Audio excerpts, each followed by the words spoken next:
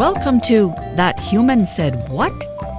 The show where Michael Ryan and Christine Scott talk about UFOs, the paranormal, strange ideas, and the things that make you stop and say, wait a minute. And now from the Embarcadero Lounge, here are Michael and Christine. Welcome, everybody, to episode 4 of That Human Said What?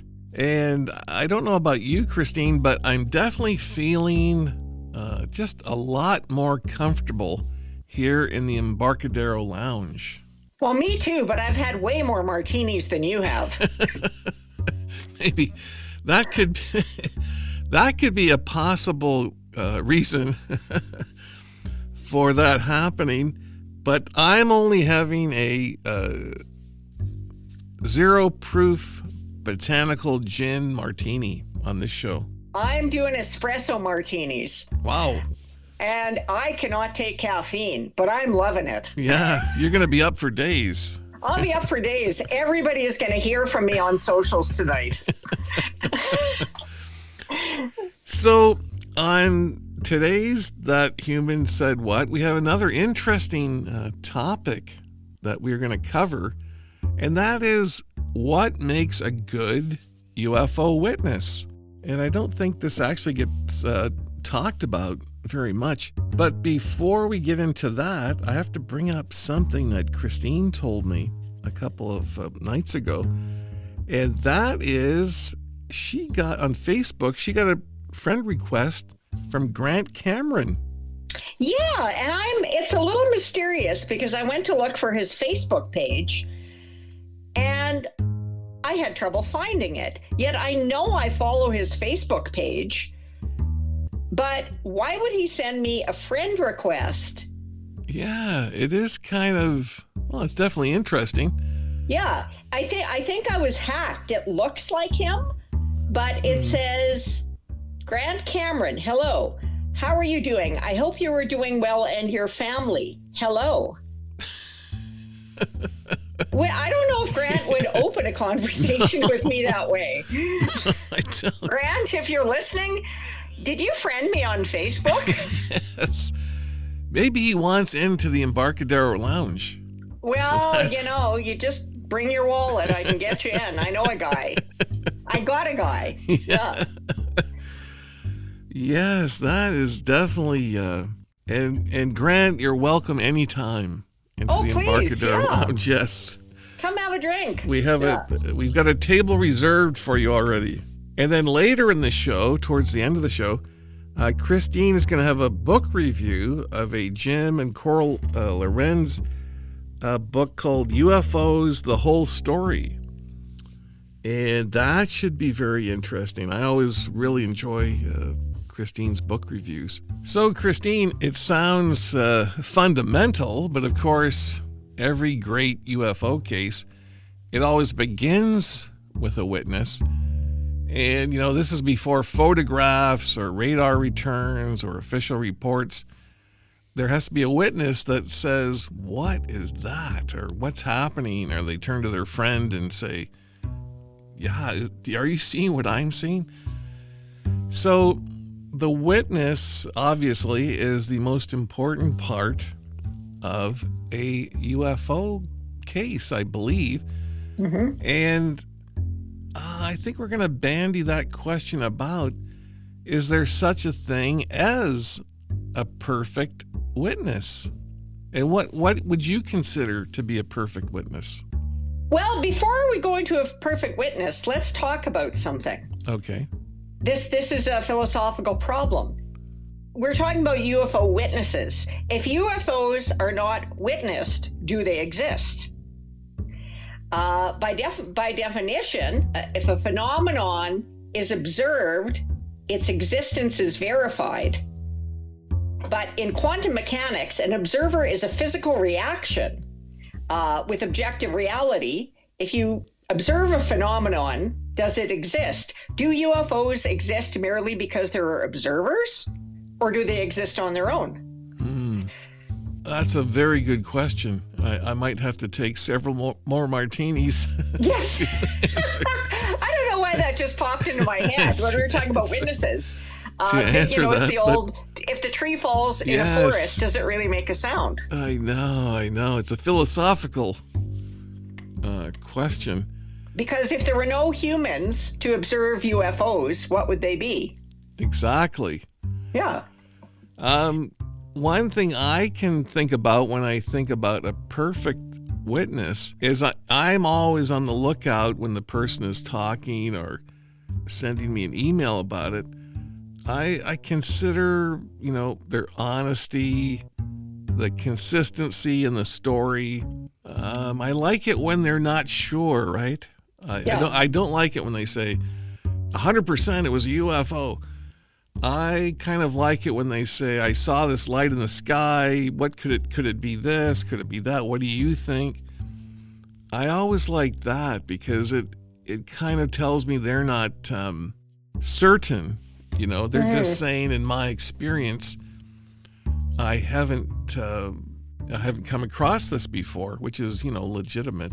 And another thing, and I hear people, this has been mentioned many, many times over the decades of UFO witnesses. Do you think a person's occupation matters?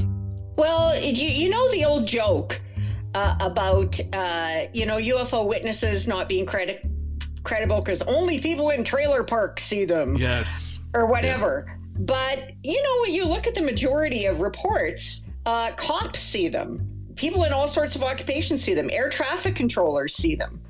Yes. Are they seeing something different than other people? Are they just better at articulating what they saw?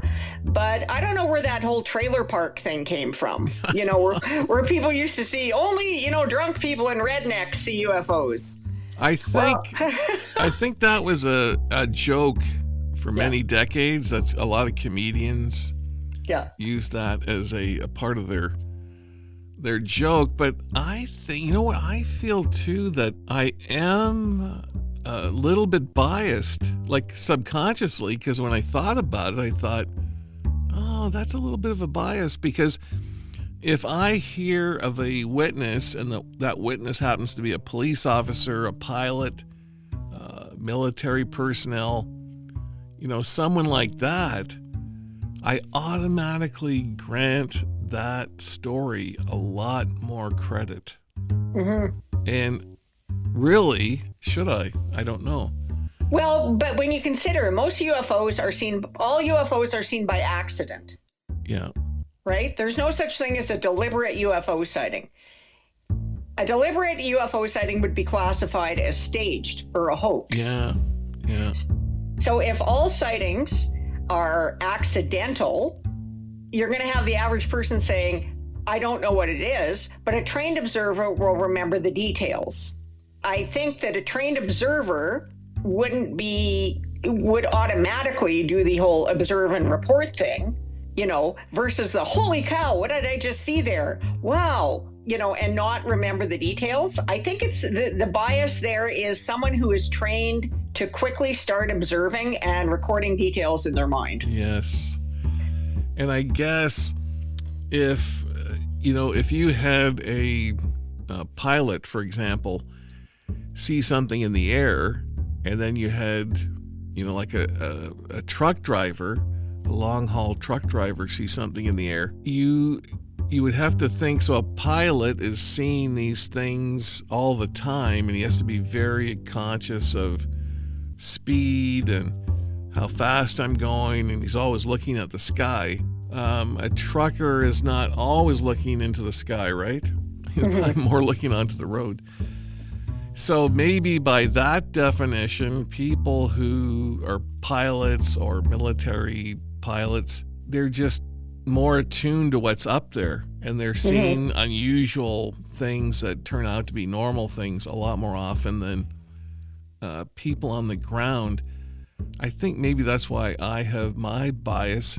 But the thing is, should I have that bias? Like, when I saw my UFO, I was only 8, so I was just a kid. So, probably most people would think, oh, he's just a kid, he doesn't know what he was seeing. But now I think of it so many years later, I think my sighting was just as valid as anybody who could have been an astronomer or a physicist or anything like that. But see, that also comes up in, unfortunately, criminal trials. When horrible things happen to children, people are very, very careful about interviewing children and getting their perceptions and their memories. And the whole thing about false memory syndrome, we can talk about a lot of criminal trials where kids gave evidence and that might have really seriously affected the lives of adults. I think we all know what I'm talking about without me going into it. Yes. And that's always the whole thing, how you should take these kids seriously, but can we accuse them of having imperfect memories like everyone else at that age? Well, one thing is funny, and this goes against the bias that I just mentioned, is, and I have to bring her name up again, and I think we're going to have to start paying her royalties because I've mentioned her name so often, is the author Lynn Rule. Yeah. Whose book Redirected in 5 Seconds. So she was not an expert on anything in the sky or anything like that, but she went to really astounding levels of investigation immediately after she observed this UFO. And she did things that, you know what, I don't know that I've read real experts do immediately after they have seen a UFO, like collecting the physical evidence and trying to get it to the right people. So maybe your occupation isn't that important. It's really probably more up to the kind of person. Well, her tenacity is just unmatched. Yes. Yes. I mean, if you looked under tenacity in the dictionary, there would be Lynn. I mean, really, she is not going to quit until she finds out everything. Yeah. What happened. And yeah, her pursuit of this is, you don't see that in a lot of witnesses. No, no. So she's a great witness. Well, Lynn Rule, she would be the gold standard for a witness. Don't you agree? Yes. Yeah. In terms of observing details, following up on details, trying to be absolutely crystal clear on every little point. She did her own fact checking. Yes. Yeah, amazing. Yeah. Here's something to talk about is when you're, looking at a case, you're reading a case, or you're interviewing someone who's said they've had an encounter or a sighting, I think we should talk about red flags, because we both have red flags in that kind of area. Some things that stand out to me, and believe it or not, this doesn't happen very often, is when the person mentions, is there money involved in me telling you this story? And you often hear that as a critique against UFO sightings, is that, that person just wants to make money. Of all the people that have ever contacted me, I think it's just one asked that would they make money from this. And not just me, but in all the books I've read and people I've talked to. So money is not really a factor, right? It's not really. It doesn't really come up.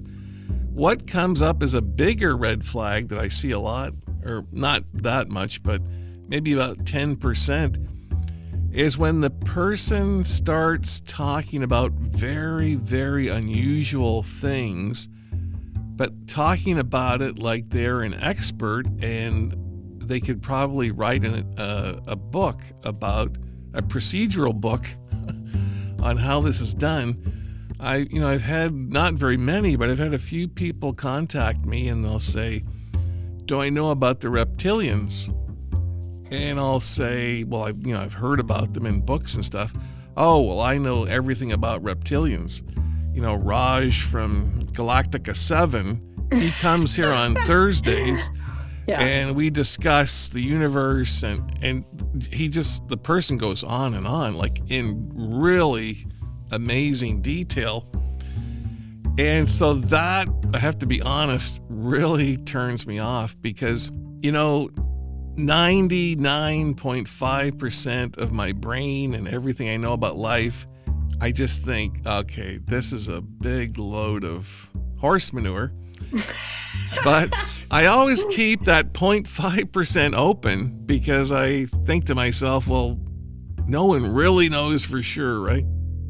And I always like to say, I keep a little tiny bit of my mind open for all of these stories because, they could be true, who knows?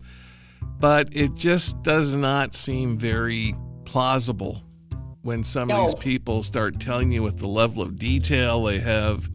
And sometimes they'll have like an attention-seeking kind of behavior. I think those things are kind of red flags. Yes. See, with red flags, there's not even so much the financial thing. When you do see a red flag, it's often someone playing a prank or a hoax. Yeah. Which aren't necessarily money related, but they're really stupid pranks when you think about it. Yeah. What's to be gained by saying, I saw a UFO and calling attention to yourself? Because that's the kind of thing most people get ridiculed over. Yes, and I don't know. I don't think there are a lot of pranks or hoaxes. Like, they're definitely out there, but a lot of these, they don't turn out that way. A lot of these stories don't end up being, oh, that was just a hoax or that was just a prank. The other thing I look for in a witness is when they talk about details of what happened. So if they know a lot about the kind of weather, time, direction, distance, what kind of sound it had, animal reaction, if they mention a smell, was there a power failure in their vehicle or whatever, that always lends a lot of credibility. Yeah. I guess another thing when you think of what makes a good witness, so if there's only ever one witness, that is never quite as good as if there's, like, let's say 5 witnesses, or there's 5 witnesses plus 3 more witnesses who don't know those 5 witnesses. Yeah. So that, to me, that really adds a lot to the case. Well, the other thing is multiple witnesses often agree. You do see a lot of people seeing something. If they disagreed about what they saw, that would be different, but not usually. Yeah, that is the thing. So when you normally have multiple witnesses, sometimes little aspects of what they saw differ, but mainly in most all the cases, the major parts of the sighting, they're all the same. Yeah. Another thing, and this doesn't happen quite as often, is usually when someone has seen an object at close range, within 300 or 400 feet or something like that, this is always leaving a lasting impression. And their story tends to stay the same over time, right? It's not like, they saw something 2 years ago and now they can barely remember anything about it. There might be small elements that they can't remember as well, but if they really saw something, it really sticks in your mind. It's like anything in life, like if you witness a horrific car crash, you tend not to forget the basic details of what you saw. Like, it's just kind of imprinted in your mind. Mm-hmm. Well, we're talking again about our gold star witness, Lynn Rule. I thought I would just be reading her book and reviewing it. I did not think this story would have the kind of legs that it did. Yes. Yeah, because there are so many elements to what she saw the object, and then the search for what it was, and getting connected to all these scientists and people who were helping her. It was multifaceted. So it just... Oh, sorry. I was just going to say, because most sightings don't evolve like that. No. Yeah. Most people, and even like when we're talking about, if a pilot sees it or a military person, most of those people, like, they see the UFO, they're aware of the time and the size and all those things, but very few of them are interested enough to, like, I've got to find out what this means. Mm-hmm. So I can't think of very many cases at all that do that. So that is what makes Lynn Rule really stand out. Now we're going to have a bit of a lightning round, and this was started in last episode by Al Capicilli. He had a lightning round, and I so liked it, and I think other people really liked it, that we're keeping that, we're holding that over for this episode as well.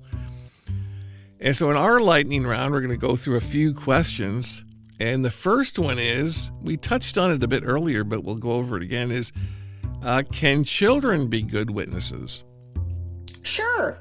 They can be as good witnesses as anything else, I think. I think you're exactly right, because I was a child when I had my sighting, and yeah, I wouldn't maybe have known a lot of the technical things I know today, but I absolutely remembered what I saw and all those factors. Do you think intelligence matters?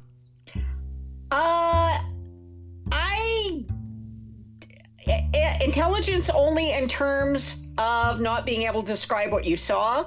I mean, it's the old thing, if a medieval peasant saw some sort of weird,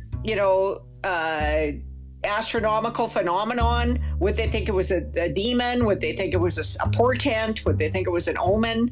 That's not necessarily intelligence. That's just using the tools you have in your kit. So I think where intelligence would come into terms of how to describe it and what you think it was, not the details of what you saw. Do you think that hypnosis should be used in just regular sightings? Well, again, that was, going back to, unfortunately, when children have had to testify about past events and people talking about false memories. I don't know about the hypnosis question, because there's been a lot of interesting things said under hypnosis from UFO witnesses. Yes.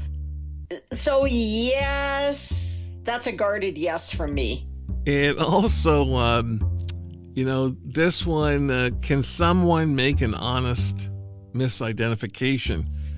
Oh, yeah. Yeah, I think this happens quite a lot, because if you look at the UFO Facebook pages, boy, even when people talk about this a lot, everyone is forever making a misidentification of the satellites. I was going to say the Starlink satellites. The Starlink satellites. I'll see dozens of people say, oh, this is a Starlink satellite picture, don't confuse it. And then a day later, you see someone post a picture saying, wow, what was this? Mm-hmm. It's always these Starlink satellites. Do you think when a person says, I don't know, that increases credibility? Yeah, because I'd sooner hear somebody say, I don't know, than I know everything in a case like this, because nobody really knows, really, until somebody comes along and says, you saw a Starlink satellite. Nobody knows what you saw. Yeah, I'd sooner hear I don't know than I can explain this from a witness. Yes, it's hard to say, right? But I think, when you look at someone's credibility, probably we should not always look at their occupation or their education alone.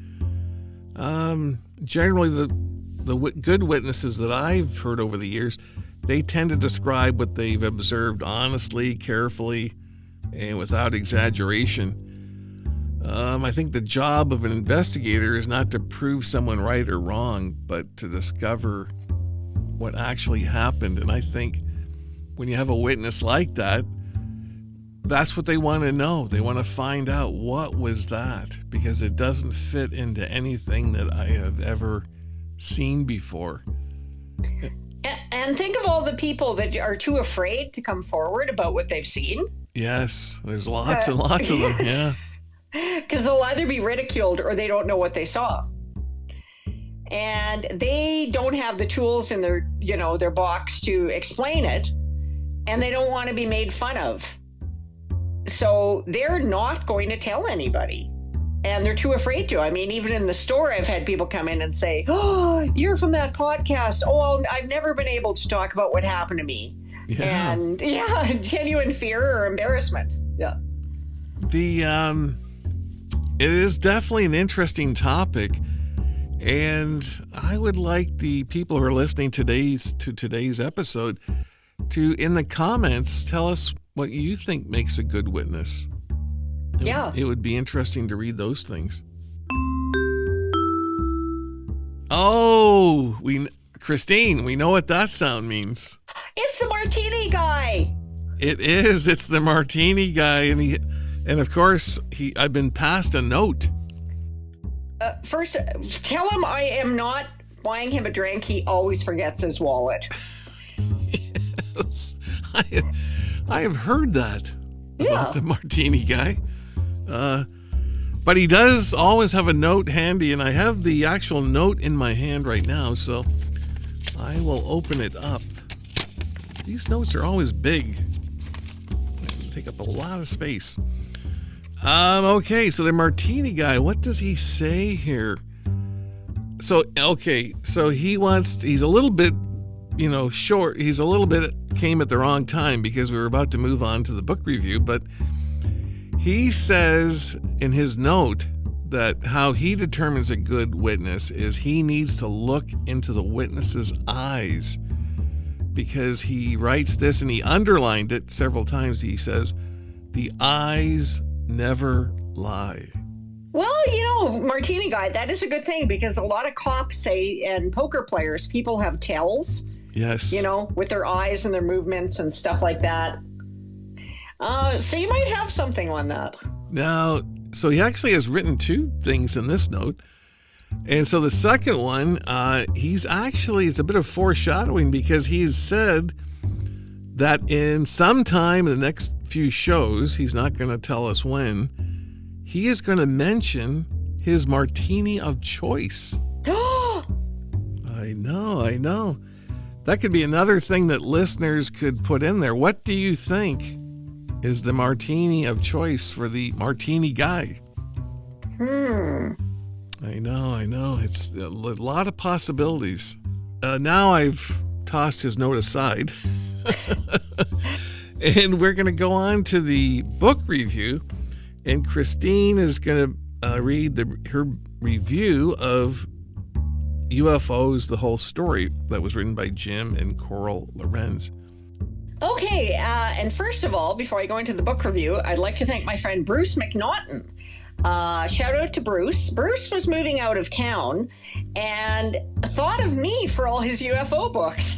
Nice. So I had a number of deliveries to the store, and I ran some past you, and you said, "Oh, that's a good one to review. That's one to review." They went, a number of the UFO books went to my good friend John Vaughn from UFO Club, who programs the events at the library for us. John was thrilled. And tonight I will be reviewing one of the books from Bruce called UFO, The Whole Story, by Jim and Coral Lorenzen from 1969, published by Signet Books. It's 301 pages. Now you can tell it's an old photograph because there were some photos in the middle, but it's all taped up, so there's only one photo remaining. Oh boy. So that's the sign of a good UFO paperback. And just to give the background where they're coming from, they started APRO, the Aerial Phenomena Research Organization, started in 1952 by Jim and Coral Lorenzen.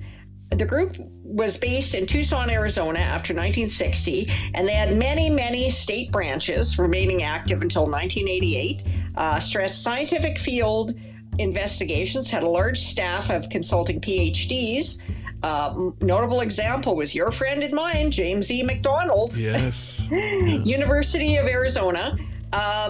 So these are serious researchers. And J. Allen Hynek used to call APRO and NICAP the two best civilian UFO groups of their time. Now, this is not only an overview of the history of UFOs, their thesis is that UFO sightings seem to come in 5-year swings, increasing every 5 years. So they examined 1947, 1952, 1957, 1962, and 1967. Interesting. They suggest there's a new pattern, flare-ups every 26 months, and then increasing reports of UFO passengers. The most interesting thing about this book is that this is one of the most truly international UFO books I've ever read. I know we were trying to track down their UFOs over the Americas, which had all the juicy stuff about possibly Fort Qu'Appelle here in the Qu'Appelle Valley here in Saskatchewan being a landing site. This is the most truly international UFO book I've read in a long time. It talks about sightings from all over the world. Korea, activity in the Western Korean front, Norway landings in the 50s. I cannot think of other books reporting this many incidents. South Korea, they report. Africa reports. India, Rome, South America, New Zealand. In France, sightings in France, Russian pilots reporting stuff, Venezuela, and I think we talked about this in the past, Galt, Ontario in 1957, one of the burned circles and impressions in a corn stubble field, with 15-year-old Ted Stevens seeing a round silver-colored object hovering there.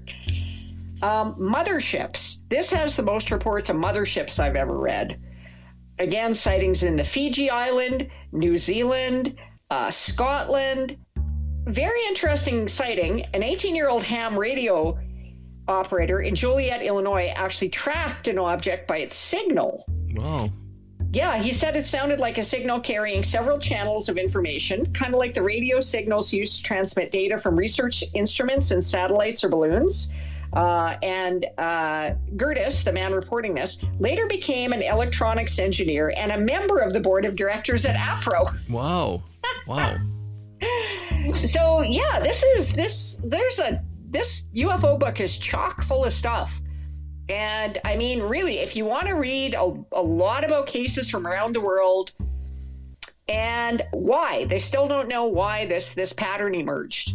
So if anybody has any ideas, that'd be really interesting. Why was the 5-year pattern? So the problem with a lot of these UFO books is they're just about impossible to find. And I mean, I'm lucky enough to own a bookstore.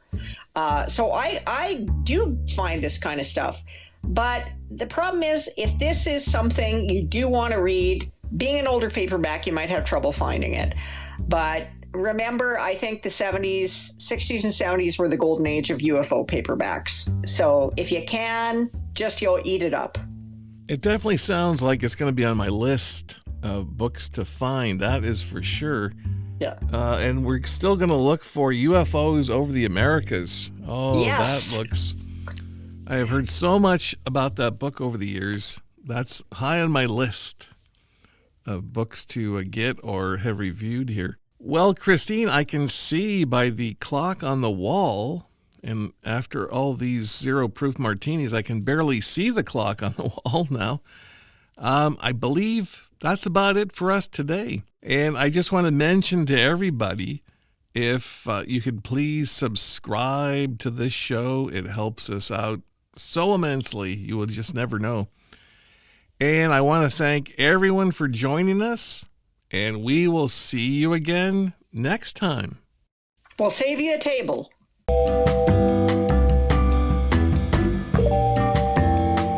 The opinions expressed by the Martini Guy are his own and may have been influenced by one too many olives.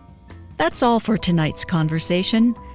Thanks for spending a little time with Michael and Christine. If you enjoyed the show, please subscribe, leave a comment, and join us again next time. Until then, keep wondering about the world, keep asking questions, and remember, sometimes the most interesting things in life are the things we can't quite explain. This has been a Michael Ryan production. A ring-a-ding-ding!